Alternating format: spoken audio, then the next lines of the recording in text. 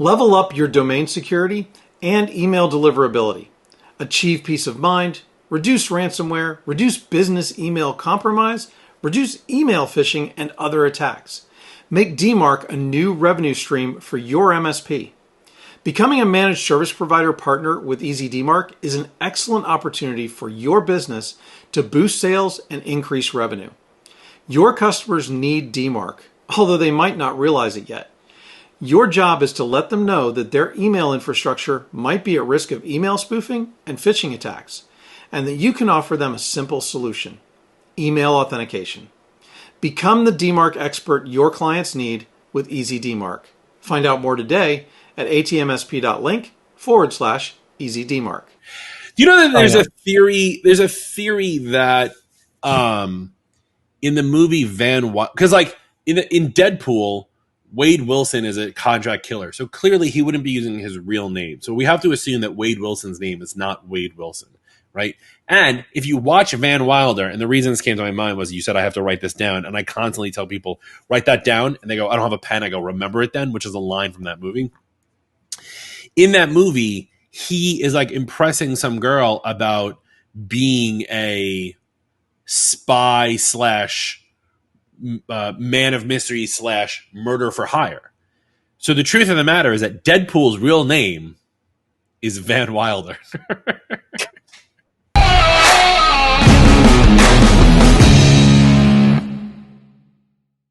What's up, everybody? Welcome to All Things MSP Podcast. My name is Justin Esgar. With me always is my good friend and unlit background man, Mr. Eric Anthony. Eric. You're right. I forgot. We'll do better next time. We'll do better next time. I want someone to like take our YouTube clips of just me saying we'll do better next time as our like, that should be our Christmas episode. It's just me being like, we'll do better next time. We'll do better next time. Tagline montage. What a week it's been, dude. How are you? I'm all right. You know, it's been a very busy week. Like I was at IT Nation Secure for the first half of this week, just getting back. I now have somewhere along the lines of 25 plus interviews to edit, which, gonna light a fire under me to hire a video editor, I guess. Ooh, we can talk about lighting a fire. I want to get to that in a little bit. But first, from the group. From the group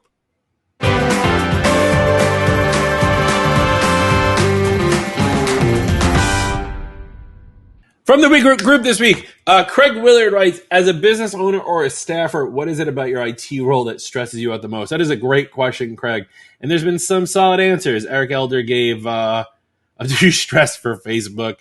For me, it's when everything hits all at once. Totally feel you on that one. Procrastination puts me there. And we can talk about that in a second. Matt Dwyer says, not me. Ask me about my day. You even jumped in and said something. And then Mike Murphy said, actually talked to a prospect this week about who will become possibly our new client. They asked two questions. Not kidding. Are you guys D-bags? And what do you guys do? And do you guys respond to actual requests? Which got me thinking, if we aren't responsive enough, we are those D-bags.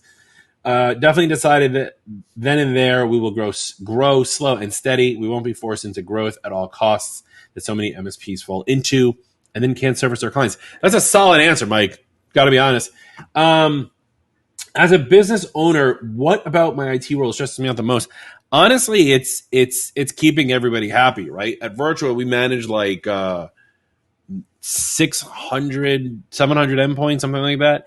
And those are actual people behind those endpoints. And like to make sure that they're all happy all the time is very stressful. And I know Craig's probably doing this question to like, because I know Craig well enough. He's gonna take this information and sell it on a book or something. Or have a podcast. I was on his podcast once. It was great. But yeah, it's the continuous like trying to keep people happy thing. Because like we've had clients leave. Actually, I was just talking to my friend Tim about this because he has a client who's leaving him and he wants to make sure that everybody's happy when they leave. We had a client leave, and the reason they left up until that moment, until this exact moment in time, I thought they were happy with us. And then one day she just like left us a nasty review within our ticketing system about feeling pressure that we're forcing them to buy new computers, even though they were like 9 years old and all this other stuff. And I was like, it hurt. Like it actually hurt because like I don't want to piss people off, right? Like I want to take care of their stuff, get them up and running. Like I understand computers break. I still don't understand how any of us have a job, but like I think that's probably the most stressful thing because like to take care of that many people at once, and to keep them all happy, it's like it's like having 45 weddings at the same time. You know what I mean? Yeah, yeah. I mean, I think mine, like I said, was waiting for the next thing to fail, Yeah. right? Which is just not a way you should live your life. I'm going to say that right now. And I'm much happier on the vendor side of this fence, right? So, but different strokes for different folks, right? And that was the one that really got to me because I don't know. I'm just not. I don't like being interrupt driven. You know what I mean? I honestly think that if you don't like stress, you shouldn't be in IT at all. Oh, Because very true. there's no MSP owner who I know who's just like, you know what, this is awesome. Like not a single one. Even my friend Lucas, who did like 3 months in France, right? He does EOS, big on EOS, was able to do certain things, whatever. But just still, like, there's no way to make it happen. Yeah. Well, so I will say though, there are some people doing it right. Like I got a chance to talk to Joe Ray. He's an MSP out of Tennessee or Kentucky, one of those two. Very close. So geographically, I'm As not someone far from off New from York, those are the same states. Sorry. you. Kentucky has better bourbon. Anyway, we had a discussion. In fact, his interview, I did an interview with him while I was there, and that'll come out over the next couple of weeks, provided I find a video editor. But he was talking about this is like one of the first conferences that he's been able to go to and know that things are handled back at the office, Right. even though he's out and his senior engineer is out. Yeah. And they're a small MSP. They're like 4, 5, 6 people, something like that. And, he was even telling me, yeah, some stuff came up while I was gone. They called me about it, but they're taking care of it. It's no big deal. I mean, I've never seen an MSP at a conference that calm. Yeah. I felt that way, funnily, when I took that vacation a couple of weeks ago. Like, I was still checking in because I'm a micromanaging pain in the ass. But like, the team handled it. And, like, we didn't lose any clients that week. So that's good. But still, I'm on a boat in the middle of the ocean, millions of dollars with a crappy internet. And I'm, like, still worried about it. Like, I'm trying to figure out, like, did we take care of that thing for that person? Like it stresses you out some, and it really shouldn't. So, Craig, thank you for making me stressed about trying to answer this Facebook question. That's from the group. Thanks, Craig. Well, no, I'm just kidding. Thank you, Craig. And thanks to everybody who did comment on it. Eric, Elder, not you, Matt Dwyer, and Mike Murphy. Good answers across the board. And if you want to see more questions or want to post your questions to the group, facebook.com/groups/all things MSP, and maybe you will be from the group. If you're running an MSP and ever feel like you're constantly putting out fires, I've got some exciting news that could change the game for you. It's the Eureka Growth Program brought to you by Gozinta's Eureka Process, a sponsor of All Things MSP. And it's specifically crafted for MSPs at every growth stage. Imagine having a C-suite of advisors right at your fingertips, guiding you through everything from hiring to handling mergers, boosting your service delivery, and even planning your exit strategy. That's what this program offers. And let me tell you, it's like having a powerhouse team behind you, making sure that you're always ready for the next big opportunity. So if you're looking to elevate your MSP game, check out the Eureka Growth Program. You can sign up for a call with the Eureka team or shoot them an email if you have questions. Go to atmsp.link/Eureka to find out more. Let's get into it, man. This week has been weird because I feel like I have told more people to be in the dirt this week than ever. And I don't mean within Virtua. I mean like my colleagues, my friends, other MSPs.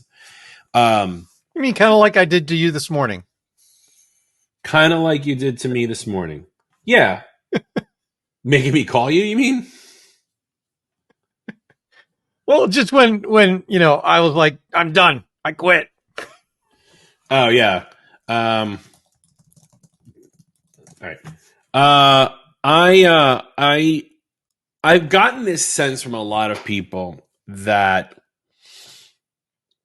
too many MSP owners don't want to get dirty anymore, right? And I don't mean Okay. physically. I don't mean physically. I don't mean crawling around on floors or taking out hard drives and blowing them with air canisters like we did in the 80s.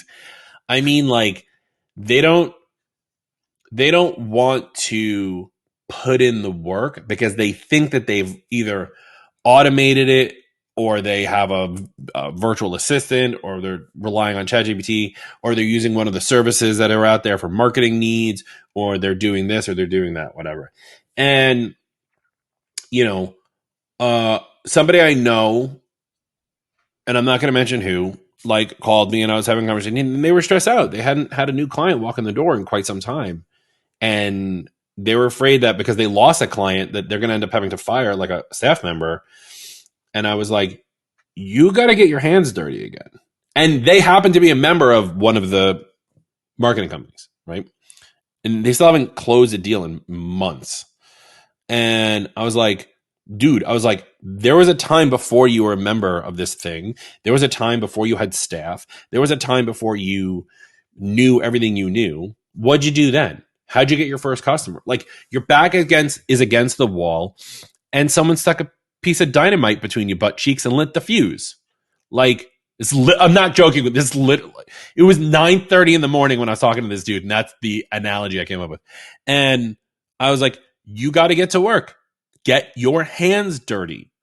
Yeah. And I feel like there's so many of us who don't want to do that. So we talked about the audits that Virtua was doing, right? The other day when we were talking about tech debt. Yep. And the amount of work I am putting in, like, let me give you an example. We are making sure that all of I keep looking over my screen because I have like 4 pages open for this stuff. We're making sure that all of our client data is in there. And I don't mean just like their name. I mean like their name, their phone number, the dog's name, their internet provider, their internet hardware, their backup solution, their all this stuff. But we're putting it all into Halo, right? Because we're going all in on Halo. We broke away from IT glue, which hilariously my new Kaseya rep was like, "Hey, I saw your IT glue expired.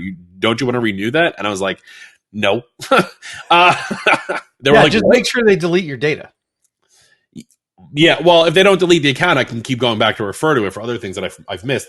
But like I have been going in, I'm hard pressed going in, being like, okay, we're gonna take this section, I'm gonna do this, and I'm gonna take this section, I'm gonna do this. Like I am getting my hands dirty, and that's what I mean by like getting there. Vaynerchuk talks a lot about this, right? The clouds and the dirt. That's kind of where I kind of stole the dirty thing from. Yep. The clouds and the dirt, right? And I don't know how much dirt Vaynerchuk's eaten at this point, but he says he does. I don't know if it's true or not. Well, I mean, he's in some ways he is, right? You can't do it everywhere, but in some ways, especially with his, vlogging and stuff like that, he's absolutely still in the dirt. Yeah. And I think a lot of us need to be in that, right? And like, yes, the goal is to not be, but unless you're a 20, 30 person office, right? And you have SOPs and people and staff and all these things in place to get stuff done, you're not going to be able to do that. If you're a 4 or 5 person office, like you got to do it. Like, yeah, you could take a week off, go on vacation, right? But I'm shocked at the amount of people who are like, man, I just don't want to do it. Like, get in it, man. Like, yeah, I mean, so many MSPs are bootstrapped, right? Yeah. Number one. And by the way, this doesn't just apply to MSPs. This is small business owners across the board. Yeah. And there are basically 2 types. There are the ones that build it from scratch, get their hands dirty, and then continue to get their hands dirty because they can't help themselves. But then there's also the ones that it's almost like buying a franchise, right? They buy a franchise and they hire all the people to do all the work. Right. And what's interesting is I've seen franchisees in this industry, MSPs, because there are a couple of organizations out there that franchise the MSP business model, and that's exactly their mentality. They are just a business owner. They're not there to do really any of the work. Yeah. They just own a business. But that's different, right? Like it is, but it's out there. Yeah, and it's out there, but that's a different mentality, right? Like I remember when I was working for someone a long time ago, and there was a guy there, and I said to him, I was like, what's your end game here? Like, what do you want to do? And he's like, I want to sit on a beach and I want to collect checks. And like that got in my head, and I was like, oh, I wouldn't mind having a beach house and collecting checks. And lo and behold, like I look him up on LinkedIn, and he's still working. Because like it's not he has to keep getting dirty. It's not that it's unachievable, right? It's that it's really, really hard. And again, like unless you have a 30-person office, or you have a bigger team, or you're one of these mega MSPs, it's a different story. When you're a 4-person MSP, like the other thing is like the buck stops with you, man. Right. And it I don't know. I'm having a hard time. One, I'm having a hard time with words, but I'm also having a hard time putting together, like, people are all about abundance mindset lately, which I'm all about, right? There's plenty out there. But at the same time, people are really into that scarcity mindset of like, I don't know what to do next. I don't know how to get another client. I don't know how to do this thing. I don't know how to make myself more profitable. And then there are, including us, 1,000 podcasting gurus out there that are all slinging advice. It makes it hard for people to like know the right steps. And the fact of the matter is, like, it's a gut feeling. Like, it sucks for that to be an answer. I don't know where we're going with this show. Well, I actually like where you're going with this, because knowledge is important, right? And trying to get advice from other people does have its merits. However, the part that a lot of us miss is it just takes doing work. And a lot of times, even if you don't know what to do, if you just keep doing what you're doing, you're going to have better results than not doing anything because you're just thinking about what to do. This goes back to the from the group earlier, right? Because I wanted to bring this one up. Is was it Eric who said it? Someone said that they were stressed and they didn't want to get work done, right? Oh yeah, here. Eric Elder said, I guess everyone is too stressed to Facebook today. For me, it's when everything hits at once. Sometimes procrastination puts me there, and that's on me. And you know what, dude? Like, that's 100% right. And like, it happens to everybody. Like, there are days where like, I used to do this. So this happened to me a lot up until maybe 2 years ago, where too much would hit me at once and I would just shut down. I couldn't, like, there's a reason there's a couch there. Like, I just, exactly. And even in my old office, in my old house, couch was there. By the way, I love that couch. That couch is from Pier 1. They don't have business anymore. And the couch is 8 feet long and I'm 5'8", so it fits me perfectly. Nice. I would be so paralyzed with how much stuff I'd have to do. Right. I'd be like, no, I can't do any of it, which is it when you think about it from a logistics standpoint, or you step out of your own body for a second and think about this, it doesn't make any sense. Right? Why do that? Like, why would you shut down? You have all this work to do. Why is your answer like, go take a nap? And it was about, I don't know, 2 years ago or so. And I don't know what did it for me that I've now powered through that. I now get a whole bunch of stuff like that and I power through it. And the reason I know I can do that is because I'm okay getting my hands dirty. And like, there's a difference. I know I said earlier, like, I micromanage. Like, there's a difference between micromanaging and getting your hands dirty, and what I'm talking about. I'm not harping on my team to do these things. I'm doing them not because I don't think my team can do them, because they absolutely can, But I also know that my team are working on 45 other things. I don't need to throw another thing on their plate when I can actually get it done as well, right? So like I there's that asperity around being a CEO and you should have, all these things and put these people to do these jobs or whatever it is. Sure. But like if my tier one team is stacked with tickets, the last thing I need to do is like go, hey guys, can you go through all 200 clients in our Halo and make sure that they have their Apple business number in there? No, I'll do that because I can do it. And yeah, I'll do that while I'm on a phone call or do whatever while recording a podcast. And get it done because I don't mind doing it, but it's something that has to get done. So there's there's a weird balance here between like respecting my staff's time while respecting the fact that my staff can do this, while respecting my own time and going, I'm still just going to do it because I need it done and I don't want to bother anyone else. You know what I mean? Like it's weird. It is. And by the way, if anybody's listening to this and they're like, well, how do I figure that shit out? There's a book called Buy Back Your Time that really talks very well and gives you some concrete steps. You're the fourth person to talk about that book to me in 3 days, by the way. It's a great book. It really is. In fact, I literally, because I need to follow the advice myself, video editor, I literally have the printed out workbook accompaniment thing, PDF, sitting over here on my desk so that I can work through it so that I can get some of this stuff off of my plate. Yeah. Isn't one of them is like hire a virtual assistant and then like I think in the book they call it the camcorder method, which is like, yes, film yourself doing a task, have them write the steps of that, and then have them do the steps afterwards. Yeah. That's like an old trick. They just relabeled it.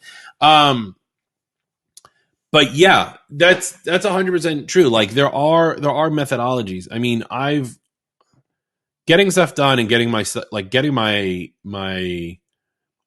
ish together has always been a problem for me. Like the amount of to-do apps I go through in a year is unbelievable. We've talked about this this is just a recap episode. If you've made it this far, this is a recap episode when Justin and Eric have no idea what that Not really, but I do. I have a confession to make that I haven't told you about yet. Forgive me, Father, for I have sinned. I've switched back to paper. Instead of doing digital? Yeah. Or instead of doing your note cards? Well, so I still do the note cards on the weekend. Okay. Or like I did the note cards while I was at IT Nation because I needed something smaller that I could carry with me. Yeah. But I've switched back from a digital planner to a paper one. Just a regular bullet journal. Yeah. Mine is from a company that doesn't exist anymore. Or I think the company exists. I think our friend doesn't work there anymore. Is really what this is. I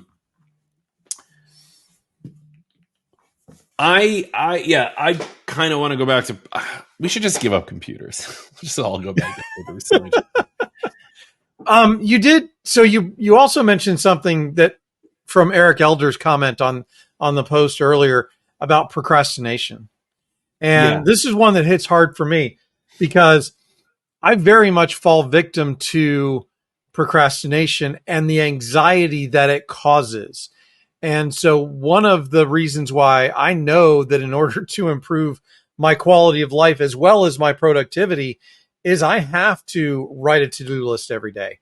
I have to go through that to-do list and keep on track with it. And by the way, it's part of the tool set that keeps me on track, right? Because when I feel like going and taking a nap, I go, no, let's go back to the to-do list and do the next thing. And because that procrastination leads to the anxiety and it all just sucks. Yeah. Yeah. I think that's another reason why I'm big on getting your hands dirty, because going through my client list and putting in their Apple business numbers is not by any stretch of means fun, right? Like it's a pain in the ass, but it's work and I love to work. And I feel like every one number I'm putting in there, I'm taking another step and I'm continuously. So like, it's part of that also. It's almost like good for my brain to be getting dirty. Well, it's one of those tasks that you can do without a lot of thought, right? Yeah. But you still get the feeling of accomplishment when it's done. So you know that you're working, you know that what you're doing is work that's going to pay off later, right? Yep. Even if it's low value work, Yep. it is going to pay off later. And in the absence of the motivation or, you know, the brain power at the moment to get something else done, Yeah. it's moving you forward. It's that's the thing. Like it's moving the needle. Like as a true New Yorker, and I've talked to Melanie Curtis, our business coach, many times about this. Like as a New Yorker, I want to pin the needle in the red, right? Like I want my foot on the gas. I want to rev it to 9,000 RPM all the time, constantly running, which obviously is like a completely unhealthy method, right? But I want our work to be moving that fast as well. And it's not fair for me to ask my team, who a lot of them aren't New Yorkers. A lot of them don't think the same way I do. They're not entrepreneurs, which is fine. That's fine. That's not wrong. But like, I can't have them doing that, right? Because that's just not that's not the way they're wired. Right. And so I have to be able to say, okay, even if I can't pin it to the red, by doing these menial pieces to continue moving forward, I'm still at least, the needle's still moving. It's not stagnant. The car's not off, right?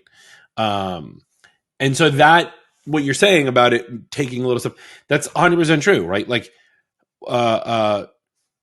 you got to chip away at the big boulders, right? And like doing this stuff, like putting in these numbers, which it's not that it's hard. It's menial work. Like we said this earlier, it doesn't take a lot of brain power.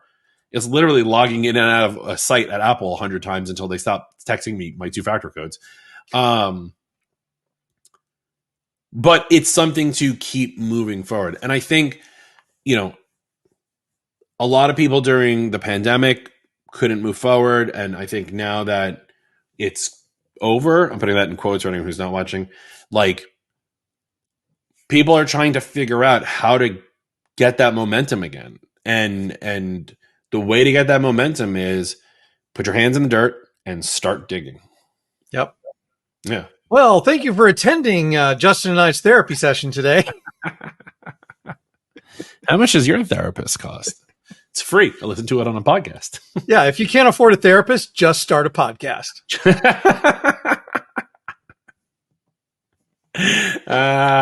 The reason I'm laughing so hard is because it's true. I know. Yeah. There's a lot to be said about this. And what I would love for anyone who has made it this far, one, God bless you. And two, post on the Facebook group and let us know, like, what's something that you're working on this week to move the needle, even as little as it is, right? Like, I don't want I don't care if your answer is, I'm updating everyone's Malwarebytes versions or whatever it is, all the way to like we're upheaving our entire PSA and moving, like whatever it is. I want to know what you guys are working on, because I'm interested to see just how many of you are like really pushing it, right? Because like I said, even if it's a little bit, you're still pushing through, right? I want to see how many of you are pushing it. So post it, facebook.com/groups/all things MSP is where we're at. You can go ahead and post that right there. Maybe you'll end up, we'll review it as part of the for the group. But I think I'm tired. It's Friday. It's late. Yeah. And it looks weirdly gray outside all of a sudden. Earlier, it was so sunny. And then as soon as I got on the phone call with you, it's gray outside. Womp, womp. That's what I do. I bring the gray. No. Side note, I want to tell one last thing before we head off. I went to go order contact lenses yesterday at 1-800-CONTACTS. And the guy was doing like a price check for me. And while he was price checking, he goes, "Do you want to hear a dad joke?" I was like, sure. So he tells me this horrible joke, and then I give him one, and and then he just texts me, because he's in the live chat, and he just texts back, "Ha ha ha! That one's going in my Rolodex."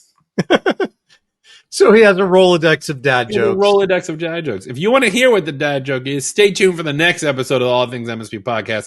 Follow us at facebook.com/group/all things MSP. Watch how this all went down at youtube.com/@all things MSP, and grab us on all of your favorite podcasting tools. leave us a review somewhere. We want to see it. We want to hear it. Let us know what you think of us. Again, shout out to all of our from the group people today. That was Eric, and then Matthew and Mike Murphy and Craig Willard. Thanks so much. And we'll see you next time on All Things MSP. Bye! Thanks for listening, and don't forget to subscribe to us on your favorite podcast platform. You can also follow us on Facebook, but better yet, go ahead and join the Facebook group. You can also follow us on Instagram if that's your thing. And make sure you subscribe to our YouTube channel at All Things MSP to catch us in all of our video glory. And last but certainly not least, if LinkedIn is your thing, you can follow us there as well. And a special thank you to our premier sponsors, SuperOps, MoveBot, Gozinta, EasyDmark, and Comtech. And we also want to thank our vendor sponsors.